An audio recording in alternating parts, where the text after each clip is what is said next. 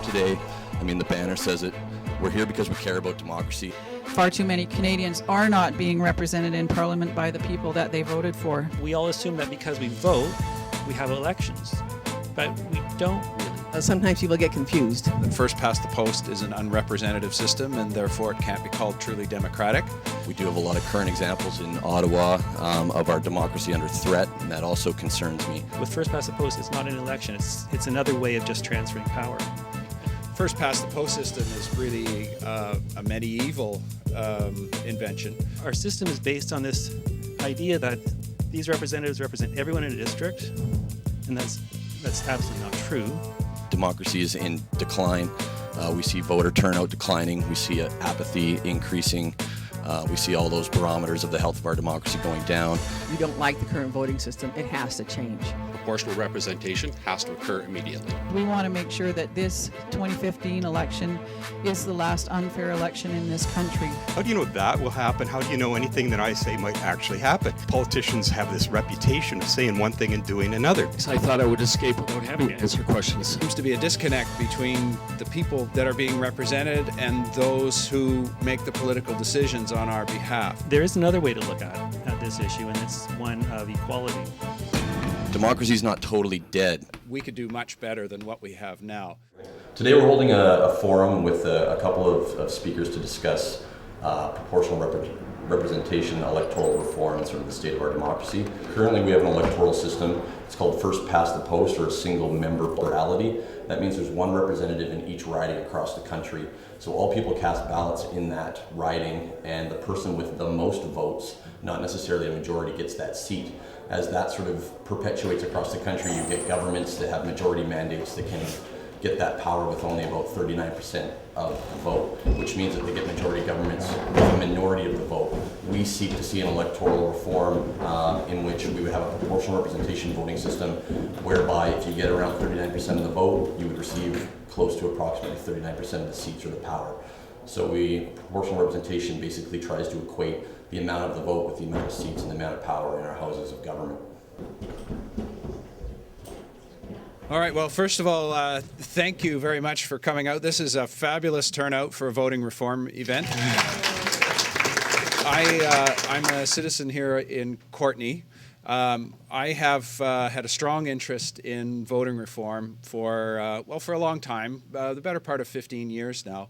And that includes time that I lived in Germany and in Ireland, and I've had a chance to see a number of other voting systems basically in practice.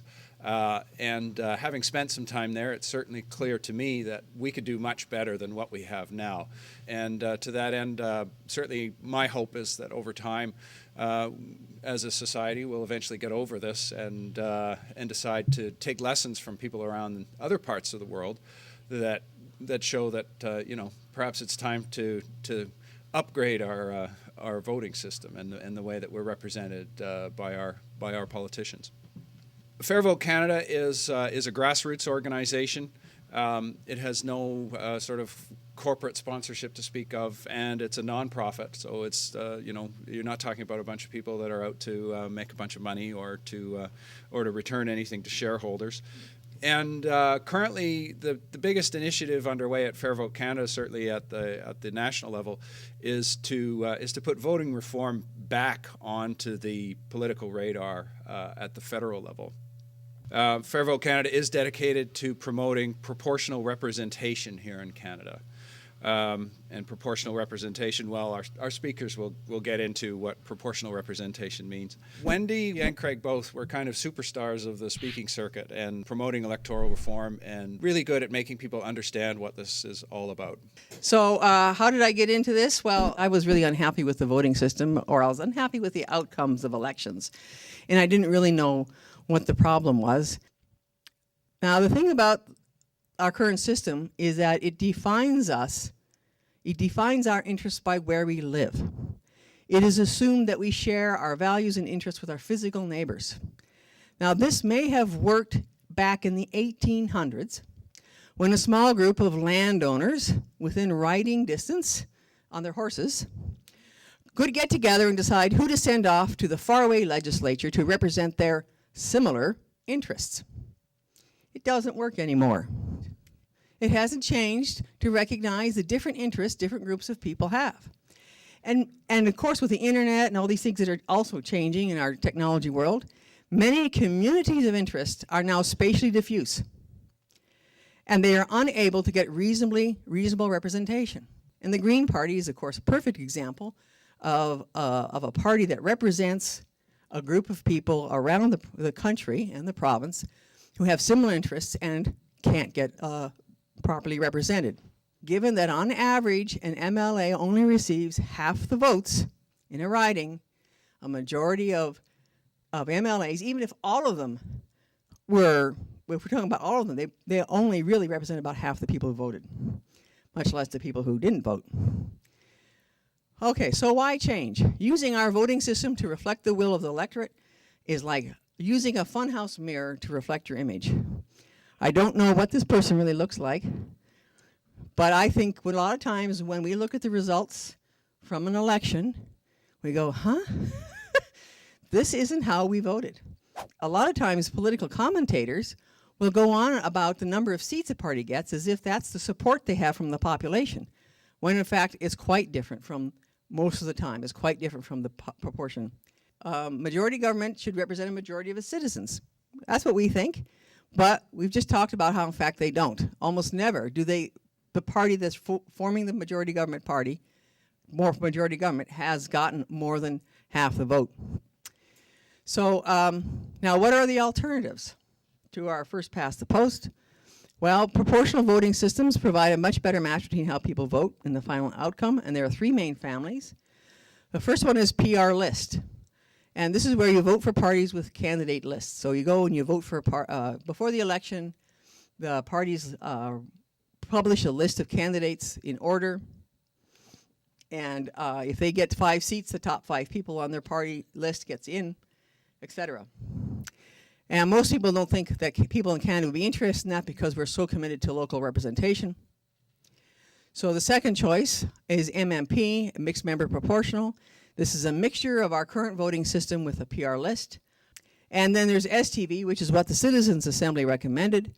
It's a variety of PR lists where voters rank the candidates on the party list. So in other words, on the party lists and can cross party lines when doing so. So it gives us a lot of voter choice. I think it's one of the big reasons we chose STV was the voter choice. We could vote by candidates, we could vote by party, we could choose to vote only for women candidates, we could choose to vote for only environmentally strong candidates. Whatever issue was important to us, we could choose to vote for a bunch of candidates that would represent those interests. A lot of people, like I've been involved now in voting systems for a long time, and I get involved with people who get really argument about little details, this detail versus that detail, and sometimes you get so lost in the details you can't see the bigger picture. But I think what we've come to learn is that we have to have lots of people telling our politicians we don't like the current voting system, it has to change. To change, we need to convince more and more people that there needs to be change, and then it'll become harder for politicians to ignore it. If there's a lot of people saying we want change, then they'll have to do something about it. Thank you, Wendy. We managed to chew through about 1% of what Wendy knows about things. Our next presenter, he's very knowledgeable, and he's been a very powerful activist within the voting reform movement. I was randomly selected to be a member of the Citizens Assembly on Electoral Reform 10 years ago. Unfortunately, this has become a lifestyle rather than a one-year adventure. This is so obviously insane what has happening in our democracy and has been happening for a very long time that it's incredible. Voting in Canada is you vote and then you see if you won or not. You know, did I win the election? Did I get an MP or an MLA? But that's not the choice that we wanted. We want to be able to choose our MLA and get that MLA. Get that person to be our representative. And that's not what was happening, of course. And Wendy mentioned that federally, provincially, about 50% of voters don't get the representative that they voted for. So pick an issue. Development of the oil sands, pro or con, healthcare spending, taxation, different candidates, different parties have different perspectives. And when they vote in the legislature, in Parliament, they vote one way or the other. They're going to support one prime minister or another. MLAs will say, or MPs will say they represent everybody, but they can't possibly do that. We know that's ridiculous. So our system is based on this idea that these representatives represent everyone in a district, and that's absolutely not true. 50% of voters don't have an MLA or MP that they voted for, on average.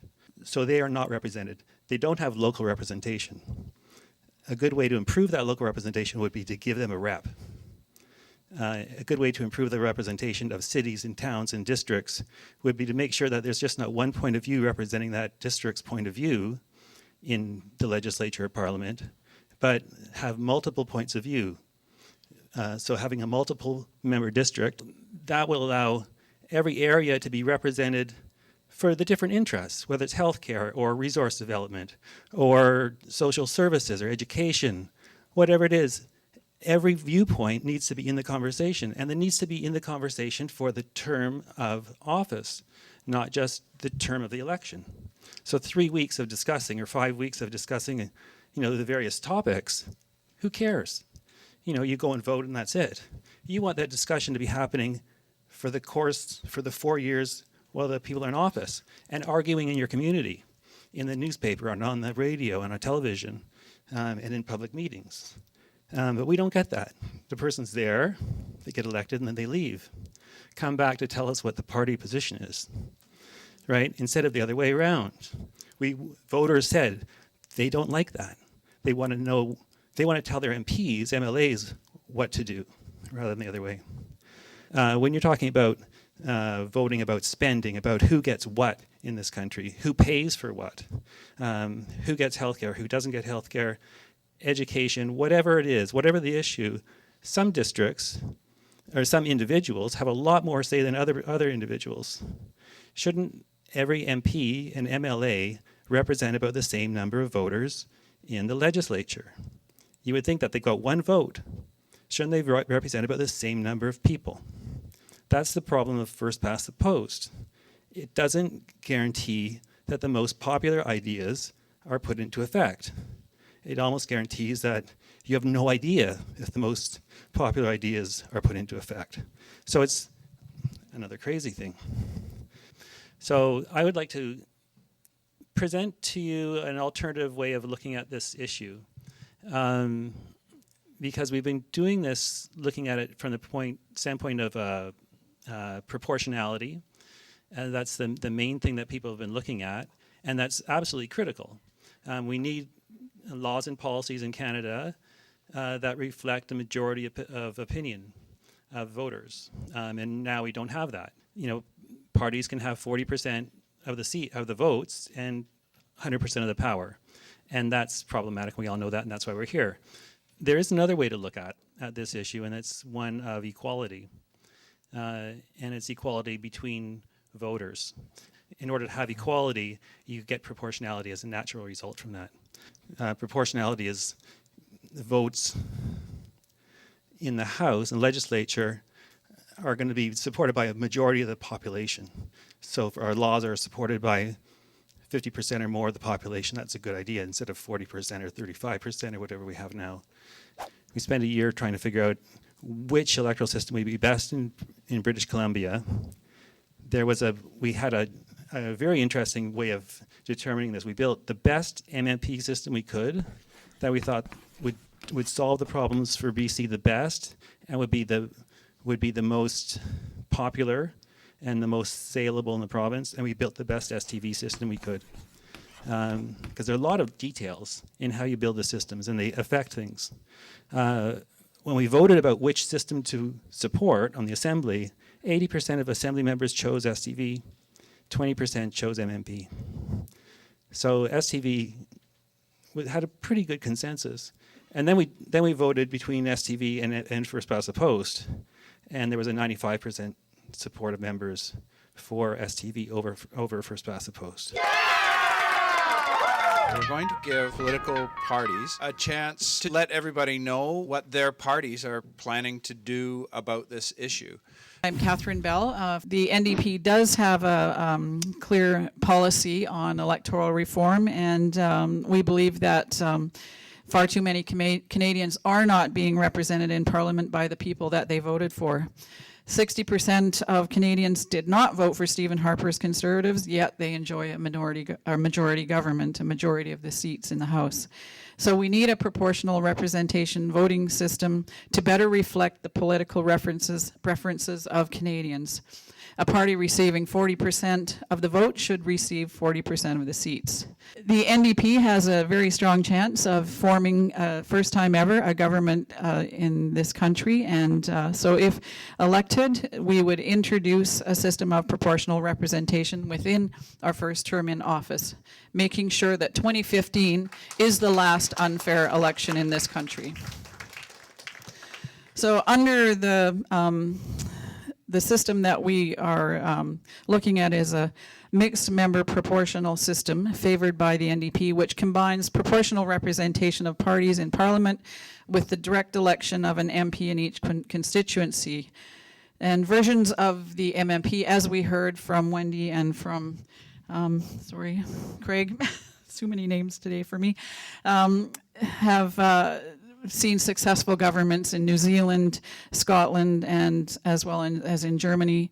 And where in the MMP system, the two principles that interact are direct election of the MP and a representation of the parties in the legislature in proportion to the percentage of the popular vote that they receive. Just keep in mind, our determination to introduce this legislation in our first term in office is not negotiable, because we want to make sure that this 2015 election is the last unfair election in this country. So get involved, get out and support the candidates of your choice, and let's change the direction of this country. Thank you. My name is Peter Swarzoff, and although it surprises me to admit it, I am in fact a politician. So we don't have a platform. We have a party policy. So I can't tell you that this will be a core thing that the leader will present to you during the next election, but I can tell you that this is the party speaking with Justin Trudeau in the room. Immediately after the next election, an all-party process will be instituted, which involves expert assistance, citizens' participation, there you go, your work won't be lost, to report to Parliament within 12 months with recommendations for electoral forms, including, without limitation, a preferential ballot and or a form of proportional representation to represent Canada more fairly and to serve Canadians better. That's the resolution. So I think what you saw from that is that, assuming this is going to go ahead in some form, we just don't know what form it will be in, and there's a process and there's a threshold that would have to be met, and I know that that's a sore point because some people think it should be 50%, some people think it should be more. It's not going to be instant. We're not saying it's in the first year. It's a process.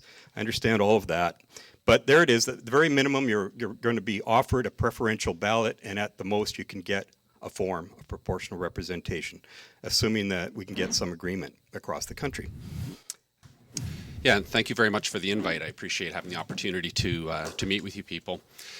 My name is Glenn Sollett, and I am your candidate for Courtenay, Alberni, for the Green Party in the upcoming election in 2015. The party's position is very pro-proportional representation. The biannual convention was held this year, in which members came from all around the country and voted on the resolutions that will largely not make up the Green Party platform. The Green Party always has a platform. It's on the website every day of the year and is nuanced every 2 years through a convention. So the resolution with regards to proportional representation passed in a landslide. The Green Party is extremely supportive of proportional representation. Not one specific model, though. It hasn't said it must be MMP or STV. What it said is it needs to be evaluated. We need proportional representation. Let's make sure that 40% popular vote is reflected by 40% representation in the room. How we get there, let's decide. But it's incredibly important that we do that. I don't believe MPs should be whipped. I think that there's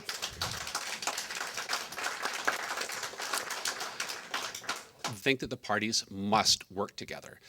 And we don't see that now. There's too much partisanship.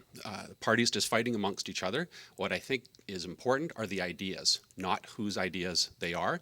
So we have to figure out a way for the parties to work together. So that's my position, the party's position, and the leader's position. We are pro-proportional representation. Thank you. I will note, we did invite the Conservative Party to come visit, but unfortunately we received no response. What provision does it provide for anyone who wants to run as an independent? And how would those be dealt with? For independents in multi-member districts, STV, particularly, they get elected. They can get elected any time. Someone who's popular, not in a party, they'll be elected. In Scotland and Ireland, independents are elected. It's a regular feature of STV. It's a regular feature of STV also that candidates from the same party have to run against each other. If a party thinks they'll win two seats, they may put up 3 candidates because maybe they'll do really well in that election and they'll be able to elect 3. So they'll put up an extra one. The voters get to pick which of those 3 they want to support. And if the guy's been a real, whatever, they don't have to vote for that person. But right now, if it's a one-member candidate and it's your party, you got to vote for the person, even though they've been, not doing what you want them to do. So with multi-members and multiple candidates from the same party, you can pick and choose. And you can pick and choose about topic as well. So you may pick an education candidates from different parties, or the person who's most in favor of resource development from different parties, and make your vote count the way that you want it to count with a preferential ballot and a multi-member district. He was asking about independents who aren't running for a party. Independents would be completely electable. They'd be very electable, independents. I think I can cite one stat from memory, and that was at one point Ireland had something like 8% independents in their parliament. So in the Canadian context, that would be like having 25 independents elected to the House of Commons, which of course that's unthinkable under our current system. It's probably worth noting that post-World War II, Germany has been using MMP. That must be getting on to 70 years now almost that they've been using that system, predating the popular use of computers by a long shot. And Ireland has been using STV for over 100 years. So if a poor Irish person from over 100 years ago could figure out how to use the voting system, one would think that we can kind of catch up today. So. I seem to remember that New Zealand spent a great deal of time and money educating people before they actually had the referendum, so people really knew what it was about. And what happened here seems there was some awareness in people, and we did it. It was amazing. We almost reached that 60% threshold. But then it was so easy for naysayers to get in and confuse things by saying, oh, it's going to result in minority governments and we'll never get anything done and blah, blah, blah. And a lot of people, like he said, my friends included, said, oh, what the hell? I just can't go there. So I think education is a crucial piece, and my question is, did you guys have a budget as part of that commission to do that? Was there any discussion afterwards about more budget?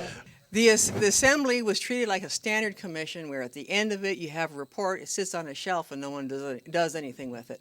And I had an opportunity during to talk to Gordon Gibson, who designed the process for the Assembly, and I said, you know what, we went out, we had all these public meetings, we had 50 public meetings around this province, we went and asked people what did they want in their voting system, what did they think should be done, and not one bit of money came back to us to go back out afterwards and tell people. So we had no money, no support. They had a referendum information office, and in that first referendum, the person in charge of that was pretty good. She tried to come up with lots of ideas to get the word out, and she would not get the funds for it, not get the support to do it. It's hard for us to explain why changing the voting system is good. And we didn't have the money and the market, the money to really do a good job marketing that. In the second referendum, there were two groups, proponent yes and no sides. The yes side was all amateurs. We had no idea what we were doing. And the no side were professional communication media people who didn't have to tell the truth and who could build fear. And they did that whole thing. We know who those people are. And what they did, and they've done it several times on different topics. And so how do you battle in the last few days before the referendum, advertising which comes out, which is completely false and just loopy. We couldn't win with that. We're here today. I mean, the banner says it. We're here because we care about democracy. I care about democracy deeply. Democracy is in decline.